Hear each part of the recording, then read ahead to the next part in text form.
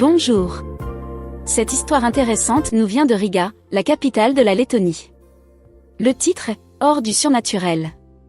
Pour Oleg, se marier signifiait plus que gagner une compagne et une amie. Cela signifiait vivre avec une personne dotée de pouvoirs fantastiques. Il a découvert les pouvoirs de sa femme lorsqu'elle lui a proposé de soulager ses maux de tête incessants. « Voulez-vous que je pose ma main sur votre tête ?» demanda Svetlana.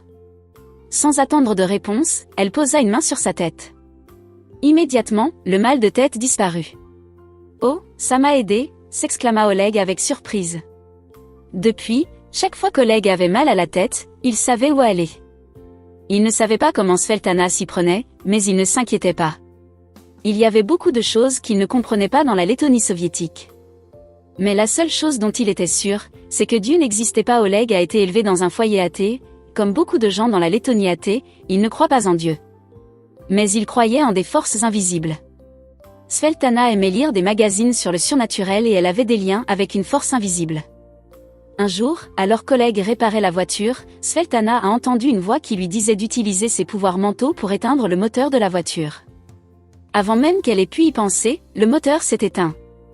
Elle a également entendu la voix lui dire de faire d'autres choses. Oleg n'a pas beaucoup pensé à la voix jusqu'à ce qu'elle dise à sa femme de le tuer, lui et leurs 3 enfants. Svetlana a refusé l'ordre et a sombré dans une profonde tristesse. Pendant 3 jours, elle a voulu mourir. Oleg, effrayé, est parti avec les enfants.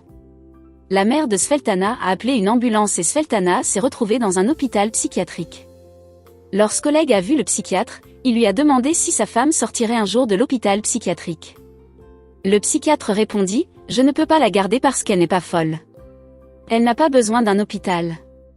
Elle a besoin d'une église. » Oleg est choqué. Un psychiatre soviétique recommandait le christianisme ?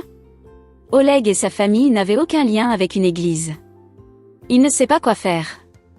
En désespoir de cause, la mère de Svetlana a demandé à une femme âgée sur son lieu de travail où il pourrait trouver une Bible ou parler de Dieu à quelqu'un. La femme lui a répondu « Mon pasteur peut parler à votre fille. Mon pasteur peut parler à votre fille et vous donner une Bible. » Lorsque Svetlana a été libérée, elle et Oleg sont allés voir le pasteur et lui ont décrit leur situation. Le pasteur ne doutait pas que des forces maléfiques étaient à l'œuvre. « Priez et Dieu vous délivrera », a-t-il dit. « Vous devez aussi venir à l'église. » Svetlana et les enfants ont commencé à aller à l'église. En 3 mois, elle a été baptisée. Oleg était soulagé que sa femme ait trouvé la paix. Mais il n'était pas convaincu qu'il y avait un Dieu ou qu'il avait besoin de Dieu. Parfois, il se moquait de Svetlana et de leurs enfants parce qu'ils priaient. Il leur demandait aussi pourquoi ils allaient à l'église tous les sabbats. Svetlana lui a répondu « Viens et tu verras ». Oleg y est finalement allé et il a aimé ce qu'il a vu. Lorsque le pasteur lui a proposé d'étudier la Bible ensemble, il a accepté. Il a alors donné son cœur à Dieu et s'est fait baptiser. Plus tard, leurs 3 enfants ont également été baptisés.